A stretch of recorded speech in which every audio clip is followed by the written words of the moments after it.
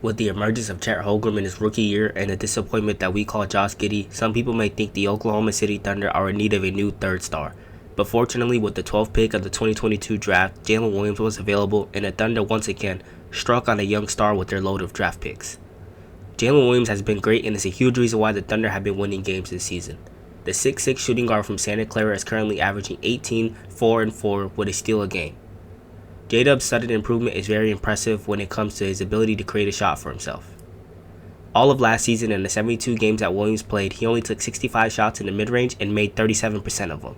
This season, in only 25 games, he's already shot 48 shots from the mid-range, and his efficiency went up a bunch as he's actually shooting 48% from this area, which is an 11% boost. When you watch the film, you can see the improvement as he's now getting to his spots on his own and is willing to attack the other team's best defender when needed. His scoring skill set is not something I expected to improve so soon, but I know the Thunder front office is very happy with his breakout. He's always been someone who can get to the rim and finish at a high level since his rookie season.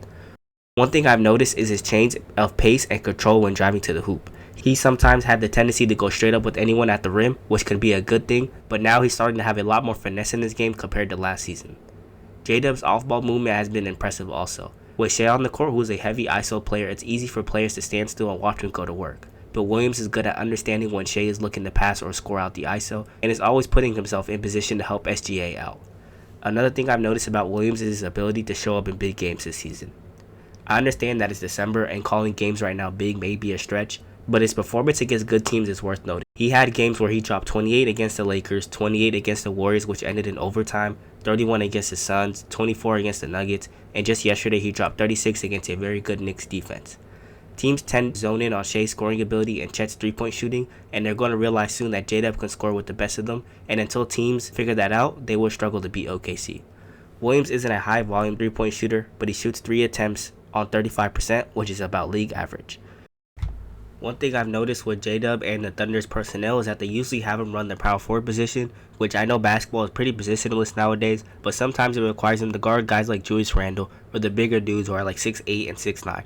And J-Dub honestly keeps up most of the time. As you see here, he plays a good defense on Julius Randle, stays in position, and ends up getting the block.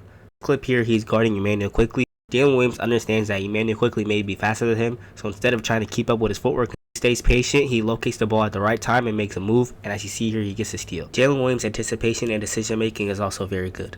In this clip here, you see that Andrew Wiggins is on an island with Josh Giddey, who isn't a good defender, and Jalen Williams is guarding Draymond Green. Williams understanding that Draymond Green isn't the greatest shooter in the world, he's giving him the right amount of space to where he can also close out and can force Draymond to miss. He's also giving himself enough space to go to the hoop and contest Andrew Wiggins' shot. He then reads Wiggins' eyes, and with his size and length, he gets an easy steal. In this clip here, Williams once again is guarding Klay Thompson at the right wing. Andrew Wiggins comes off a screen and he rolls, he gets the ball and he wants to dump it off to Draymond Green. Williams understands the play that's going on and he runs there. He takes a risk by leaving Klay Thompson open, but he probably understands that Wiggins isn't that good of a playmaker, and once again, Williams somehow ends up with a steal. Another great defensive play. If he keeps going at this pace offensively, he's already a pretty good defender and a good playmaker when needed. J-Dub, in my opinion, will be on his way to making a couple All-Star games soon. Very few players can score at a high level from all three levels of the floor, and I think Williams can become that. The Thunder have a bright future, and with 2 All-Stars already on the team, a third one could cement this team into becoming a surefire contender sooner than we expected. With Shea and Chet forming as a top duo in the league, I think the Thunder's main focus should be this big three, and I think they should move on from Giddey. As we all know, he has his controversies off the court and on the court. They have role players like Isaiah Joe and Kenrich Williams that can easily take a spot and let Shea run the one. They may not realize that this season, but I think sooner or later that move will be made.